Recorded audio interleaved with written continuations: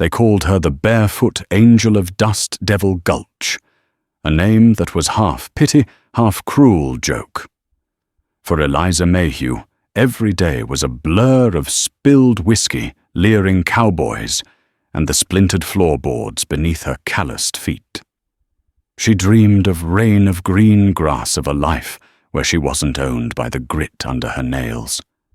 She never dreamed of a man who would walk out of the shimmering heat of the Arizona Territory, a man the size of a mountain, a Chiricahua Apache warrior, who would silence a packed saloon with a promise as impossible as it was terrifying. You will wash your feet in a stream of silver. You'll give me 5 sons, and you will never work again. This isn't a fairy tale. This is the story of how that promise was paid for. In blood, dust, and bedrock courage. The heat in Dust Devil Gulch didn't just press down, it possessed. It seeped into the warped wood of the saloon, soured the milk before noon, and baked the very hope out of a person's soul. For Eliza Mayhew, it was just another Tuesday. Another day of fetching rye for cowhands who smelled worse than their horses, of mopping up things she'd rather not name, and of keeping her eyes fixed on the floor. Her feet perpetually bare were a map of her life. The soles were thick as leather, calloused and crisscrossed with the scars of shattered glass and careless spurs. Going barefoot wasn't a choice. It was a simple, brutal calculation. A pair of decent boots cost $3. Her earnings for an entire week, if the men were feeling generous and not too drunk to remember to pay, might be 2. Silas Croft, the saloon owner, with a face like a shriveled apple and a heart to match, docked her pay for every broken mug. Boots were a luxury she had long since filed away with other fantasies like a feather bed or a Sunday dress that wasn't patched in 3 different colors. At 19, Eliza looked older. The sun had etched fine lines around her pale blue eyes, and her shoulders had a permanent weary slump. But there was a stubborn set to her jaw, a resilience that angered men like Sheriff Brody, who felt a woman's spirit ought to be as pliable as her body. Sheriff Brody was watching her now, his chair tilted back against the far wall, a silver star pinned to a sweat-stained vest. He was a man who patrolled the town by sitting in its only saloon, dispensing his own brand of justice, with a lazy drawl and a heavy hand. He'd made his intentions for Eliza clear, couching his crude proposals in the language of protection. A girl like you all alone. You need a man to look out for you, Lizzie, he'd say, his thumb stroking the handle of his Colt. She knew what he meant.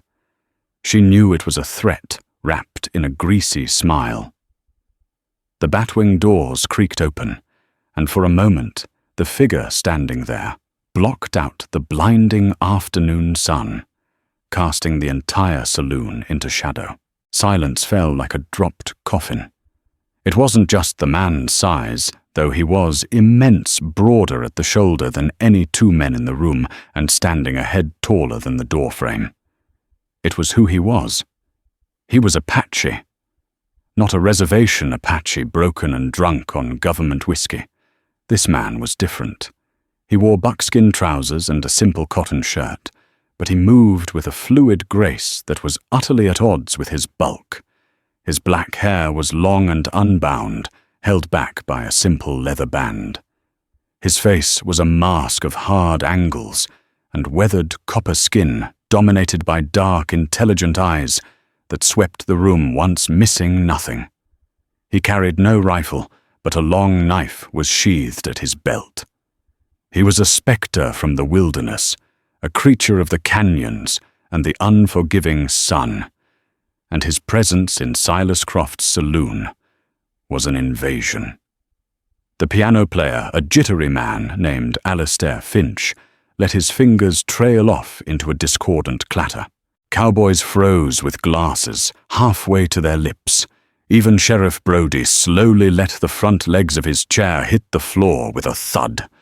The Apache's eyes found Eliza. He walked past the gawking men, his moccasins making no sound on the dusty floorboards, and stopped before the bar, where she stood, rag in hand.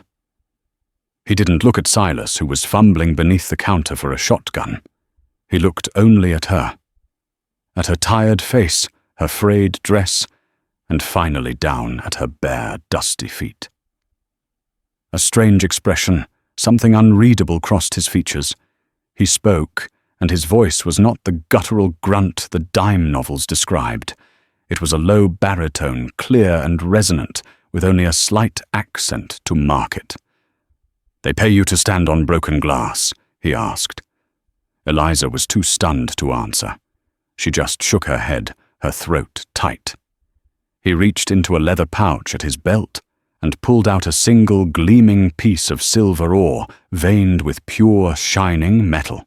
It was as large as her fist. He placed it on the bar, the thud echoing in the dead quiet. It was more money than Silas Croft saw in a month. Whiskey the Apache said his eyes never leaving Eliza's. Silas, his greed momentarily overpowering, his fear scurried forward and poured a glass with a trembling hand. The Apache didn't touch it.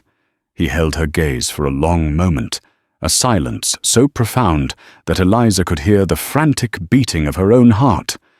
Then he made the promise that would shatter her world. "You will come with me," he stated, not asked. "Your feet will never touch broken glass again. You will wash them in a stream of silver. You'll give me 5 sons to carry my name, and you will never work another day for a man like this." The saloon erupted, not in a roar, but in a collective, incredulous gasp. It was madness. An Apache warrior buying a white woman like a horse. It was an insult beyond comprehension. Sheriff Brody was on his feet, his hand hovering over his gun. "Now you listen here, Injun." He snarled his face, turning a blotchy red. "You've had your drink. Now you turn around and get back to whatever hole you crawled out of, before you get yourself filled with lead." The Apache didn't even glance at him. His focus was entirely on Eliza. He saw the flicker of fear in her eyes, but beneath it, he saw something else, a spark of desperate, defiant curiosity. He had seen the way she carried herself, the way she endured the sneers and the groping hands without complaint, but with a spine of iron. He hadn't chosen her at random. He offers you threats and a short life in the dirt. The Apache said, his voice, calm and steady, cutting through Brody's bluster. "I offer you sons and a sky over your head that is your own. The choice is not his to make." He was giving her the power. In a world where she had none, where she was less than the dirt on the floor, this giant of a man was offering her a choice. It was the most terrifying and exhilarating thing that had ever happened to her. Her mind raced. This was suicide. Leaving with an Apache was a death sentence. The town would call her a traitor, a whore. Brody would hunt them for sport. Yet what was her life here? A slow death. A life of servitude to men who saw her as furniture, culminating in the grim ownership of Sheriff Brody. She looked from the Apache's steady, waiting eyes to Brody's furious, possessive glare. She looked at the gleaming silver on the bar, and then down at her own filthy, scarred feet. For the first time in years, Eliza Mayhew dared to imagine a different life. A life beyond the grime and the whiskey, beyond the reach of Silas Croft and Sheriff Brody. It was a future wrapped in shadow and danger, proposed by a stranger from a world she couldn't comprehend. But it was a future, and that was more than Dust Devil Gulch had ever offered her. Taking a shaky breath, she dropped the wet rag onto the bar. She didn't say yes. She didn't have to. She simply walked around the counter, her bare feet whispering on the floor, and stopped beside the towering Apache. She didn't look back. The promise was made. The bargain was struck. And in the suffocating silence of the saloon, Eliza Mayhew's old life had just ended. The sun was a merciless hammer as they left Dust Devil Gulch behind. The town didn't watch them go with shouts or gunfire, but with a cold, simmering silence that was far more unnerving. Eliza could feel their eyes on her back, Sheriff Brody's most of all. It was a brand of contempt she would carry with her for miles. Her companion, who had introduced himself with a single word, Nakai walked with a long, effortless stride that forced her into a near trot to keep up. He had retrieved a horse, a powerful Appaloosa, with a mottled coat from the livery, but he didn't offer her a ride. He simply slung a heavy-looking pack over its back and began walking east toward the jagged, sun-blasted Dragoon Mountains that shimmered like a fever dream on the horizon. Eliza's feet, tough as they were not made for the sharp stones and scorching sand of the open desert. Within the first hour, a fresh cut had opened on her right heel. She said nothing, biting her lip against the pain, determined not to show weakness. She had made her choice, and this was the first payment. Nakai seemed to be a man of few words. He moved with a focused intensity, his eyes constantly scanning the landscape, reading the subtle language of bent grass, disturbed pebbles, and the flight of a distant hawk. He was not walking through the desert. He was a part of it. That first night, as the sky bled into violent shades of orange and purple, he finally stopped beside a sparse thicket of mesquite. Without a word, he unslung the pack from his horse, pulled out a water skin, and handed it to her. Eliza drank greedily the lukewarm water, tasting better than any whiskey she had ever served. He started a small, nearly smokeless fire with an efficiency that amazed her. He produced dried meat and a handful of nuts which they ate in silence. The quiet was a living thing, broken only by the crackle of the fire and the lonely cry of a coyote. Why, Eliza finally asked, her voice raspy. Waime Nakai looked at her across the flickering flames.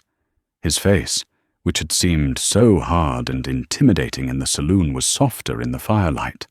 The shadows carved deep lines of contemplation into his features. I had a vision, he said simply. A woman with eyes the color of the sky after a storm, with feet that knew the hardness of the earth. The spirits said she would be the mother of a new generation for my people. A generation that could walk in two worlds. I was told I would find her in a place of noise and sorrow. Eliza stared at him. Spirits, a vision. She had expected a reason rooted in the gritty reality. She knew perhaps he needed a translator, or a hostage, or simply a woman. This talk of prophecy was unsettling, making her feel less like a person and more like a pawn in some mystical game. That's it, she asked, a note of skepticism in her voice. You saw me in a dream and decided to buy me with a piece of rock. A faint smile touched Nakai's lips. It was not a dream. And I didn't buy you. I offered you a different path. You chose to walk it. He looked down at her feet, which she had curled beneath her worn skirt. Your feet will heal, but they will not forget the ground they have walked. That is important. A person who does not remember hardship cannot appreciate strength. The next day, the real twist of their situation became apparent. As they crested a low mesa, Nakai stopped abruptly, holding up a hand. He pointed to the west, back the way they had come. Eliza squinted, seeing nothing but a plume of dust in the far distance. 3 riders, Nakai said, his voice flat. One rides a big bay. The sheriff. A cold knot of fear tightened in Eliza's stomach. Brody. He wasn't just going to let her go. He wasn't just angry. He was insulted. His pride had been challenged in front of the whole town by an Apache, and he had lost. This wasn't about justice. It was about vengeance. What do we do? She whispered. "We walk where they cannot easily follow," Nakai replied. He changed their course, leading them away from the open plains and into a labyrinth of canyons and rocky outcrops. The going became harder, the terrain more treacherous. He pushed the pace, and Eliza's feet screamed in protest. Every step was agony, but the image of Brody's sneering face was a more potent motivator than any threat Nakai could have made. During a brief rest in the sliver of shade offered by a rock overhang, Nakai approached her. He had a small leather pouch in his hand. He knelt gently, taking her foot in his hand. She flinched, unaccustomed to any touch that wasn't rough or demanding. His hands, however, were surprisingly gentle. They were large and calloused, but his movements were careful, methodical. He cleaned the cuts on her feet with water, then applied a dark, pungent-smelling salve from the pouch. It stung for a moment. Then a soothing coolness spread through her skin. "This is Oshar root," he explained. "It will stop the poison and help the skin to mend." He then began wrapping her feet in soft strips of buckskin he produced from his pack. "Why are you doing this?" she asked, her voice barely audible. He looked up at her, his dark eyes serious. "The mother of my sons cannot be broken before she reaches her home. Your strength is now my strength. Your weakness is my weakness. This is our path now." It was in that moment, as he carefully tended to her wounds while keeping a vigilant watch for their pursuers, that Eliza began to see the man behind the myth. He was not a savage from a dime novel. He was a protector, a healer, a man of quiet, profound substance. Her decision to follow him had been a blind leap out of a burning building. Now, for the first time, she began to wonder with a flutter of something that felt dangerously like hope, what she might be landing in. They traveled for another day, the buckskin wrappings a godsend. Nakai's skill as a tracker was nothing short of magical. He led them through passes so narrow the horse could barely squeeze through across ledges that crumbled at their feet. He was erasing their trail as they went, using the wind and the hard rock to hide their passage. The plume of dust from Brody's posse grew more distant, then disappeared altogether. They had lost them. On the evening of the third day, they stood at the edge of a high cliff, looking down into a hidden valley. Eliza gasped. Below, nestled between the towering rock walls, was a scene she could scarcely believe. A clear, sparkling river snaked through a meadow of impossible green. Small, sturdy homes made of wood and adobe were scattered amongst cottonwood trees. Smoke curled from chimneys, and in the distance she could see a large herd of horses grazing peacefully. It was an oasis, a secret paradise hidden in the heart of the desolate wilderness. This is your home," she stammered. Nakai nodded, a look of pride on his face. "This is the canyon of the strong springs, the home of my people, the Chiricahua who never surrendered." He looked at her, his gaze intense. "Welcome to your new life, Eliza Mayhew. Here the ground is soft, and the water runs with silver." Eliza looked down at her bandaged feet, then back at the idyllic valley. She had left a life of squalor for a promise of sons and riches. But as she stood on the precipice of this new world, she realized the truth was far more complex. Nakai hadn't just brought her to a place. He had brought her to a destiny she couldn't yet fathom, a destiny guarded by a vengeful sheriff and the secrets of a hidden people. The real journey, she suspected, had only just begun. Entering the canyon of the strong springs was like stepping into another world. The air grew cooler, scented with damp earth and pine, instead of the flat-baked smell of the desert. The silence was replaced by the murmur of the river, the nicker of horses, and the distant laughter of children. But any sense of peace Eliza might have felt was immediately shattered by the stairs. As they walked into the small settlement, People emerged from their homes to watch them pass. Their faces were not welcoming. They were masks of suspicion, curiosity, and in some cases outright hostility. They looked at Nakai with respect, but they looked at her, the white woman, with her pale skin and frayed dress, as an omen of contamination. An older woman, her face, a beautiful web of wrinkles, and her hair streaked with grey, emerged from the largest dwelling. She moved with an authority that commanded respect. She stopped before Nakai and spoke to him in the flowing, melodic Apache language. Her eyes, sharp and black, as obsidian, flicked to Eliza, missing nothing. Nakai replied in the same tongue, his tone respectful but firm. The conversation was short, but Eliza could feel the tension crackling between them. Finally, the woman gave Eliza a long, dismissive look and turned, striding back into her home. "That is my Aunt Taza Nakai," said his voice low. "She is the clan elder since my mother passed. She does not approve." Of me, Eliza finished for him. "It wasn't a question of my vision," he corrected gently. "She believes the spirits speak only to the old. She thinks a white woman will bring the U.S. Army down upon us."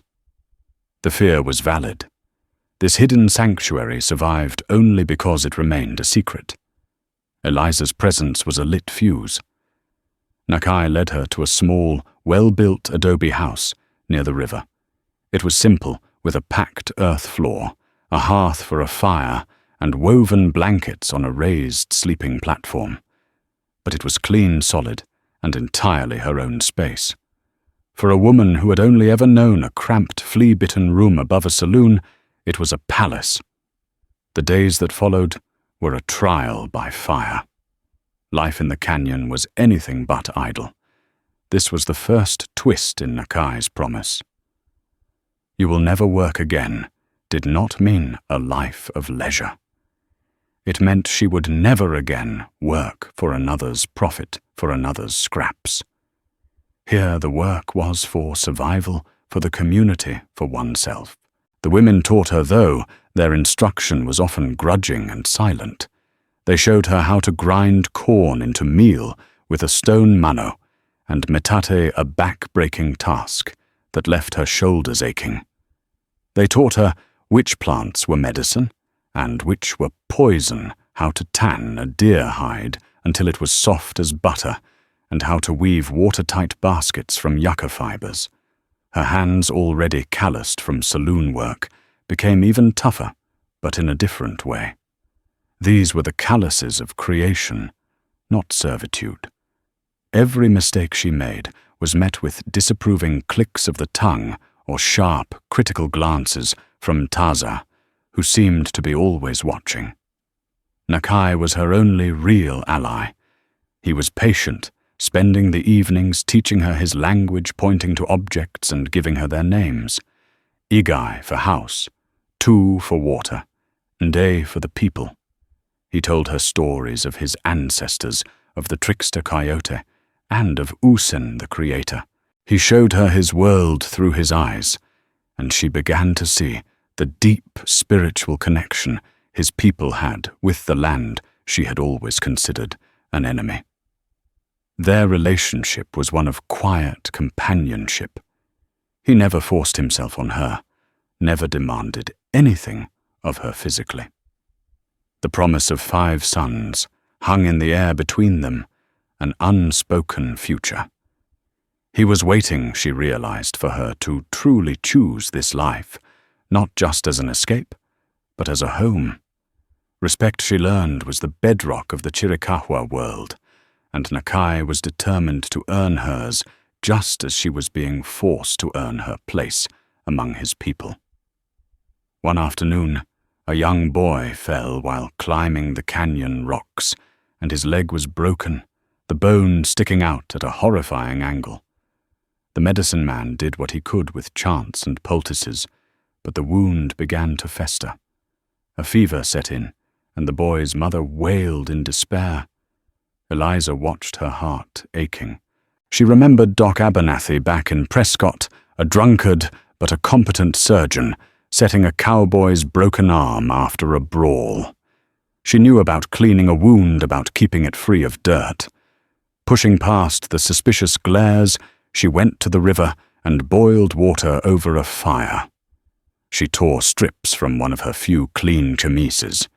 Ignoring the medicine man's angry shouts and Tarza's venomous glare, she approached the boy. "Let me," she said to the boy's terrified mother, her voice steady. "Please."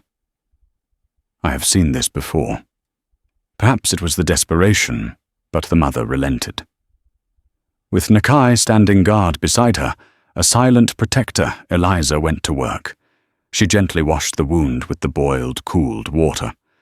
She remembered Doc Abernathy talking about whiskey to clean a wound. Using a little of the corn liquor the tribe made, she sterilized the area, ignoring the boy's painful cries. She didn't try to set the bone, but she packed the wound with the osha root Nakai had used on her feet and bound it tightly with the clean cloth. For 3 days she sat with the boy, changing the dressing, forcing sips of water between his cracked lips and bathing his feverish head. On the 4th morning the fever broke.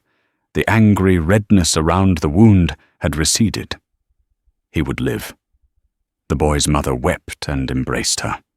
It was the first gesture of genuine acceptance she had received. A few others nodded at her with a newfound, if grudging, respect. Even Tarza's glare seemed to have lost some of its intensity. Eliza hadn't used magic or spirits. She had used simple practical knowledge from her own world. She had started to build a bridge. A week later, Nakai took her to a place deep in the canyon she had never seen before. He led her behind a waterfall into a dark, cool cave. Inside, the walls glittered in the light of the torch he carried. Veins of raw, pure silver ran through the rock like frozen lightning. Eliza stared, her breath catching in her throat. The silver rock he had placed on the saloon bar had come from here. This was the source of his people's prosperity, the secret that allowed them to trade for things they couldn't make, like iron, tools, and cloth, without having to bow to the US government. "You will wash your feet in a stream of silver," Nakai said, softly, repeating his promise. He gestured to a small pool fed by an underground spring, its bottom lined with silver-laced stones that shimmered in the torchlight. This was the treasure. Not a promise of lazy wealth, but the source of the community's strength and independence. And he was sharing its secret with her. It was a gesture of ultimate trust.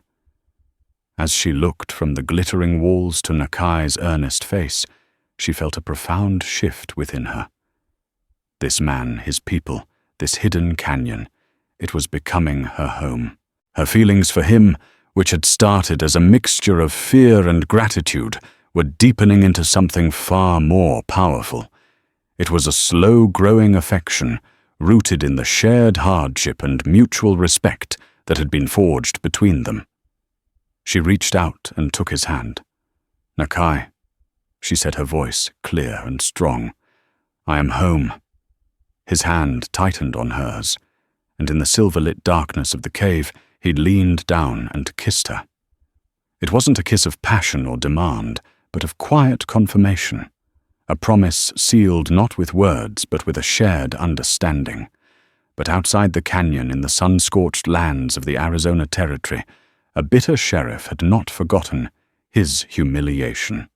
Sheriff Brody had a long memory and a network of greedy, unscrupulous informants. He was a patient man, and he was still hunting. He knew a secret like an Apache, with a source of pure silver, couldn't stay hidden forever. He was no longer just hunting a woman. He was hunting a fortune. The seasons turned in the canyon. Eliza's life settled into a rhythm dictated by the sun and the needs of the community. The barefoot waitress from Dust Devil Gulch was a memory, a ghost from another life. In her place was a woman whose hands knew the feel of wet clay and the weight of a grinding stone, whose ears were attuned to the language of the end day, and whose heart had finally found a place to rest. Her relationship with Nakai blossomed in the quiet spaces of their shared life. It was a love built not on flowery words, but on the solid foundation of deeds. It was in the way he brought her the first wild plums of the season, the way he would watch her from across the settlement, with a quiet pride in his eyes, the way his hand would find hers in the darkness of their home. He was her husband in every way that mattered. And then the first part of the prophecy came to pass. Eliza was with child. The news was met with a mixture of joy and apprehension. For Nakai, it was the fulfillment of his vision, a profound confirmation of his path. For Eliza, it was a terrifying, wondrous reality. To bring a new life into this precarious sanctuary was an act of supreme hope. Taza, the clan elder, remained watchful and aloof, her approval still withheld, as if waiting for this fragile happiness to shatter. The pregnancy was not easy, but the women of the tribe who had once scorned her now rallied around her. The mother of the boy, whose leg she had saved, a woman named Nalin, became her closest friend, guiding her through the aches and fears, sharing remedies and reassurances. Eliza was no longer the outsider. She was the mother of their future. In the heart of a warm summer, after a long and arduous labor, their son was born. He was a beautiful, healthy boy, with Nakai's dark hair, and to Eliza's endless wonder, her own sky-blue eyes. They named him Cheveo, which in the Apache tongue meant spirit warrior. Holding her son for the first time, Eliza felt a love so fierce and protective it stole her breath. This was it. This was the meaning of the promise. Not the silver, not the life of ease, but this tiny, perfect life she had created with the man she loved. This was a treasure beyond any mountain of awe. Life settled into a new, joyful routine. Cheveo was adored by the tribe, a living bridge between two peoples. Nakai was a doting father, teaching his son the ancient songs of the Chiricahua as he cradled him in his powerful arms. But a shadow was creeping back towards their hidden paradise. Miles away in the dusty town of Wilcox, Sheriff Brody was nursing a cold rage and an empty whiskey bottle. His obsession with the Apache's woman had curdled into a lust for the silver he was now convinced existed. He had lost their trail once, but he had not given up. He had put out the word offering a substantial reward to any tracker or scout who could find a hidden band of Chiricahua living too high on the hog. The whisper on the wind came from a man named Jedediah Kane. Kane was a former army scout, a man who knew the Dragoon Mountains better than his own face, and who had a heart as barren as the landscape. He had traded with rogue Apache bands for years, and had heard the rumors a clan that was never hungry, that always had silver for trade. For a share of the spoils he agreed to lead Brody, but they wouldn't come alone. Brody wasn't a fool. He knew attacking an Apache stronghold was suicide for a small posse.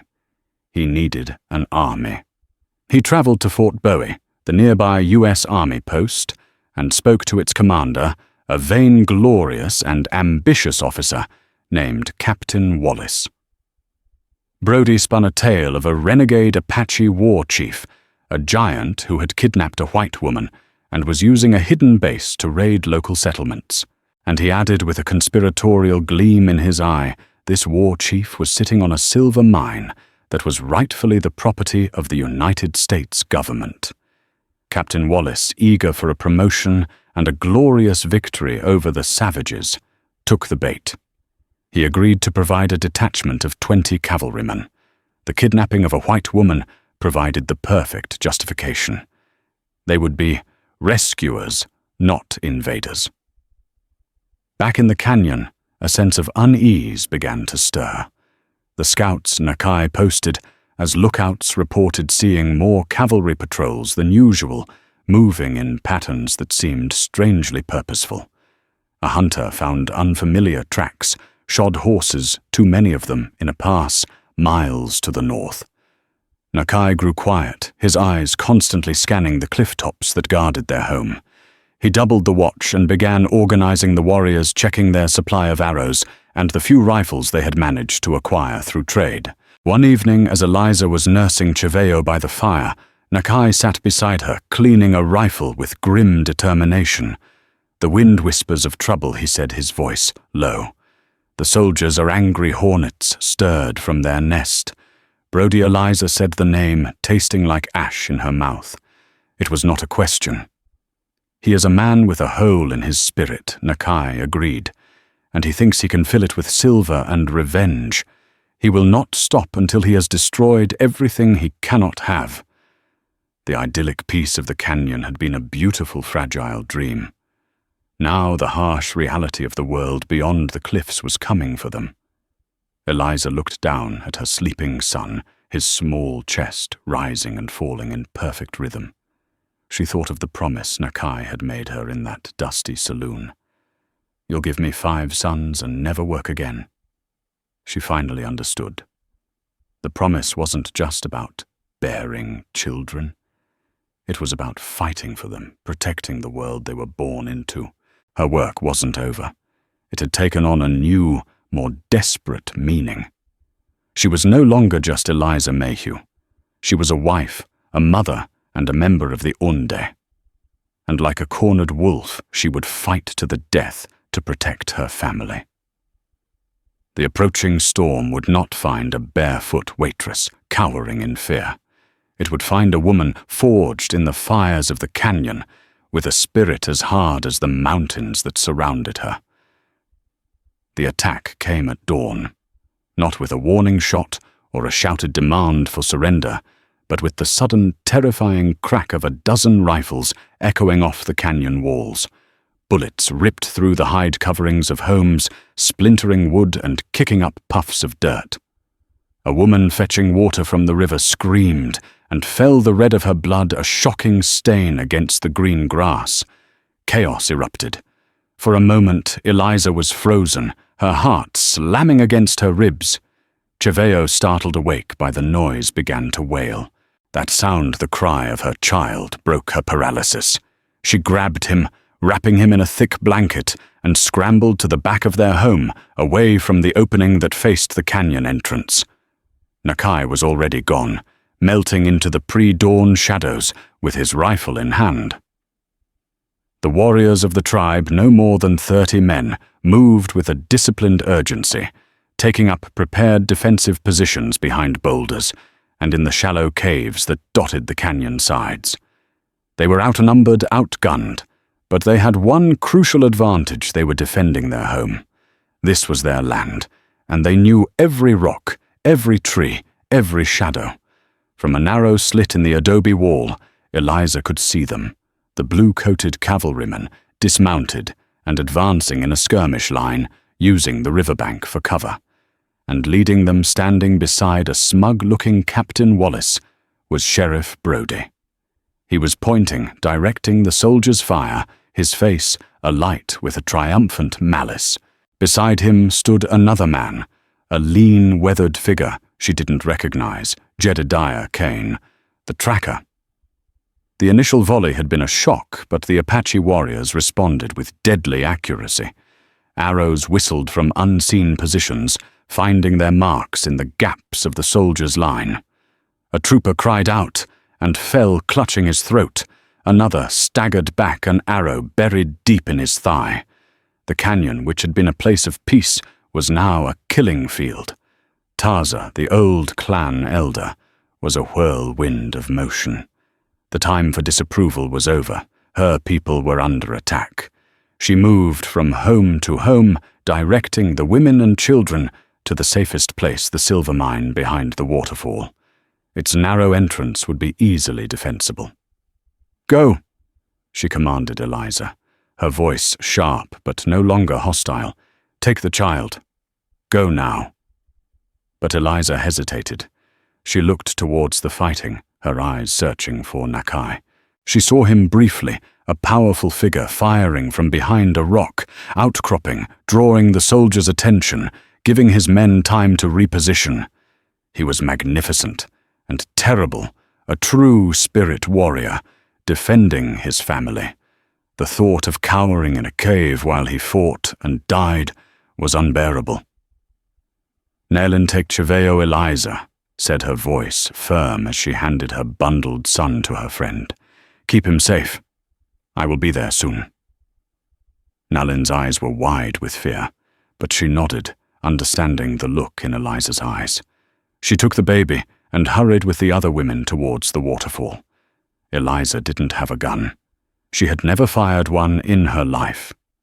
But her mind, sharpened by years of quiet observation and sheer survival, was a weapon in itself. She knew the soldiers were confident, arrogant. They believed they were fighting primitive savages who would break and run. They wouldn't be expecting organized resistance, let alone ingenuity. She scrambled to the communal food stores, her heart pounding. She grabbed several large, tightly woven baskets and filled them with dried chili peppers, the potent, fiery red pods the tribe grew in small, hidden gardens. She also grabbed clay pots filled with pitch used for sealing baskets and waterproofing. Creeping along the back of the settlement, staying low, she made her way to a ledge that overlooked the main approach to the canyon, a spot just above where the soldiers were taking cover along the river. The fighting below was fierce. The soldiers had a repeating rifle, a Gatling gun set up near the canyon mouth, and its devastating fire was pinning the warriors down. From her vantage point, Eliza could see Brody and Captain Wallace directing their men, staying safely behind the front line. Rage, cold and pure, washed over her.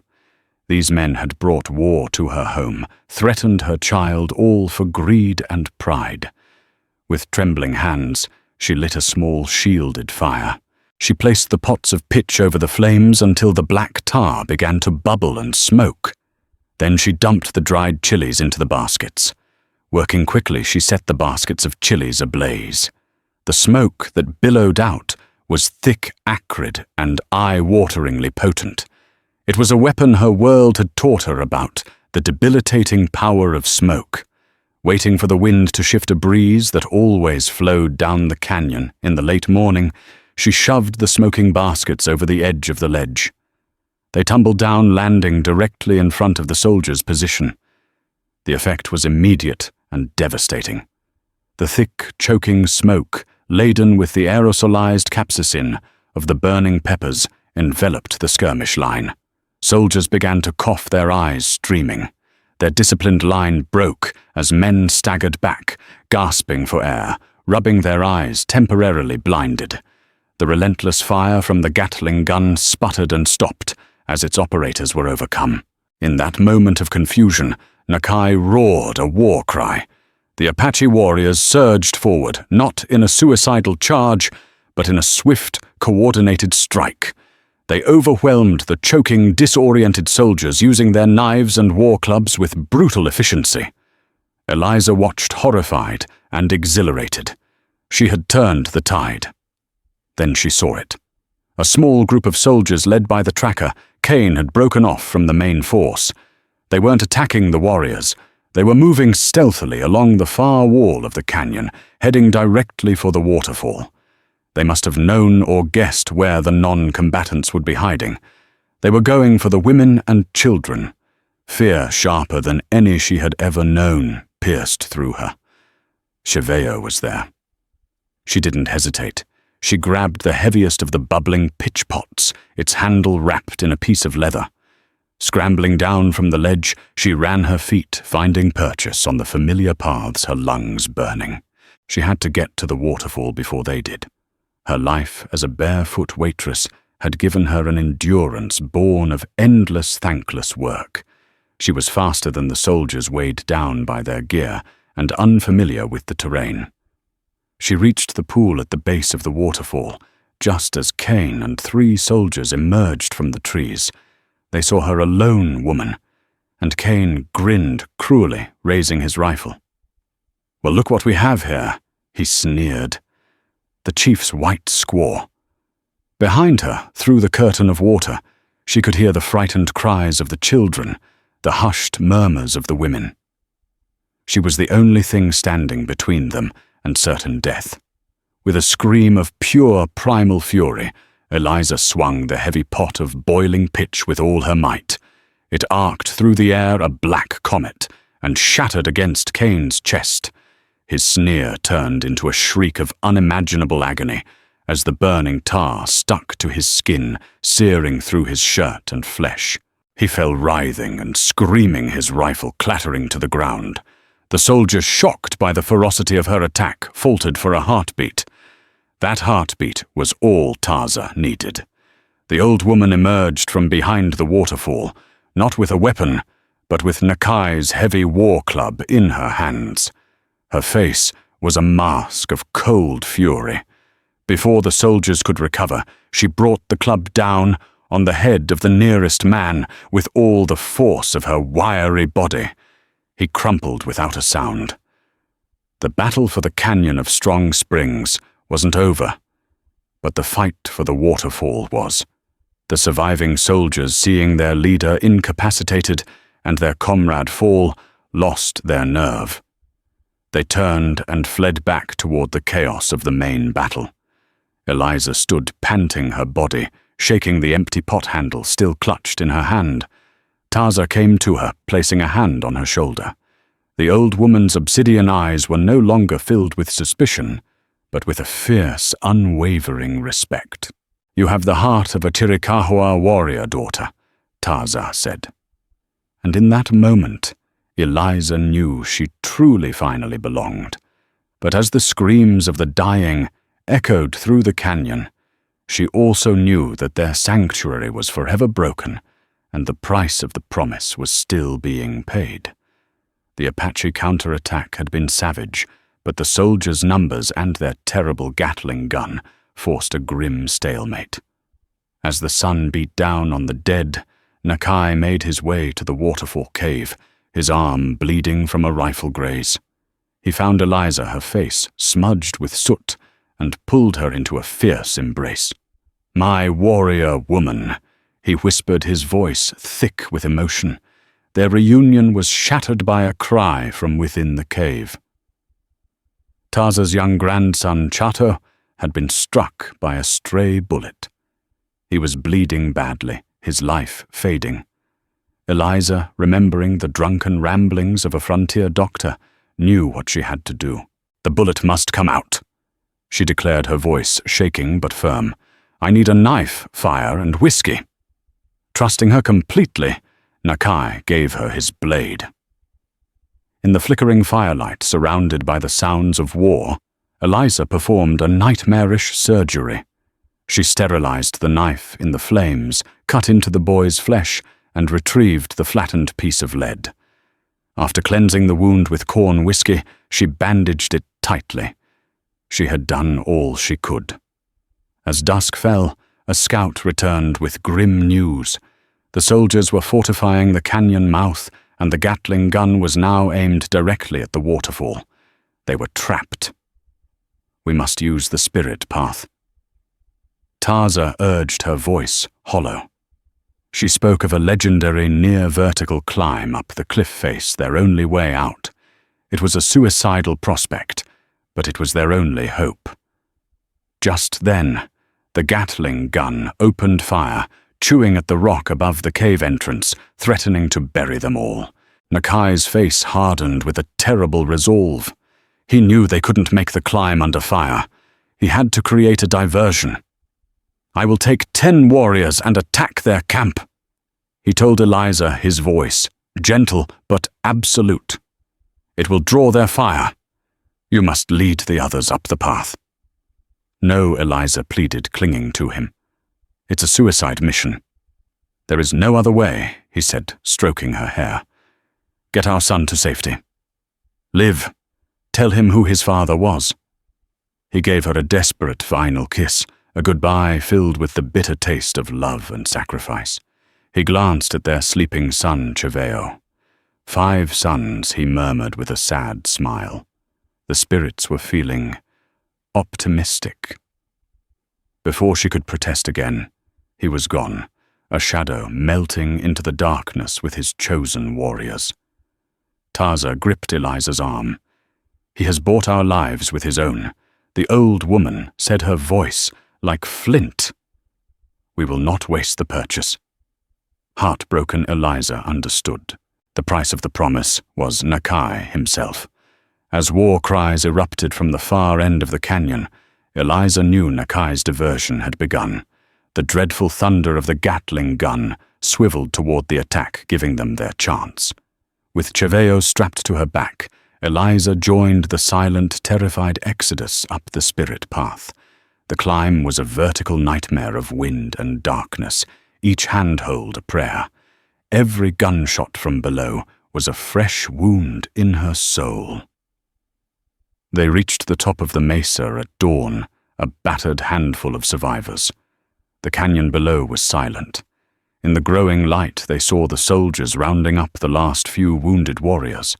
Sheriff Brody swaggered through their ruined homes. There was no sign of Nakai. He was gone.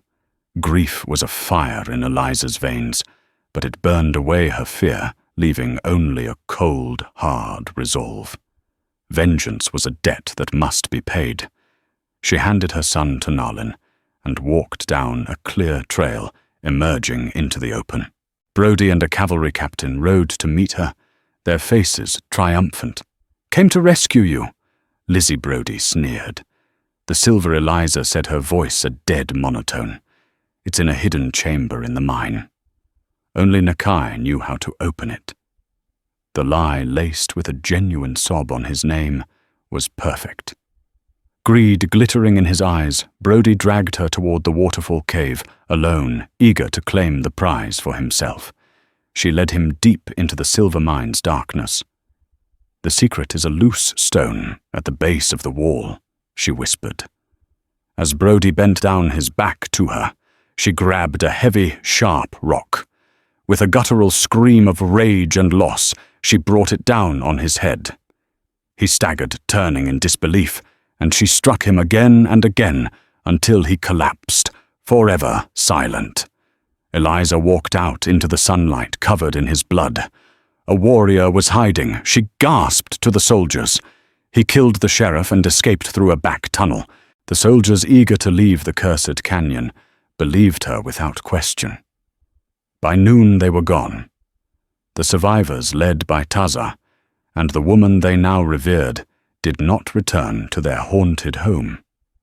They traveled to a new, more secret valley and began again. Eliza never remarried, raising her son Cheveo with stories of his heroic father. The promise of 5 sons was never met, but in the children of the survivors, a new generation was born. The barefoot waitress was gone, replaced by the white mother of the Chiricahua, a leader, a healer, and a legend forged in the fire of a promise paid for in blood. The story of Eliza and Nakai is more than just a tale from the Old West. It's a testament to the fact that strength isn't measured by the calluses on your hands, but by the fire in your spirit. Eliza's journey from a barefoot waitress to the fierce protector of a people reminds us that destiny isn't something that happens to you. It's something you seize with both hands, even when you have nothing else. The giant Apache's promise wasn't about gold or an easy life. It was about the chance to fight for a life that mattered. It was a promise paid for in blood and courage, leaving a legacy as enduring as the mountains themselves. If this story of unlikely love, brutal survival, and unbreakable will moved you, please show your support. Hit that like button. Share this piece of history with someone who loves a powerful story, and be sure to subscribe for more tales from the dusty, dangerous, and dramatic American West. Thank you for listening.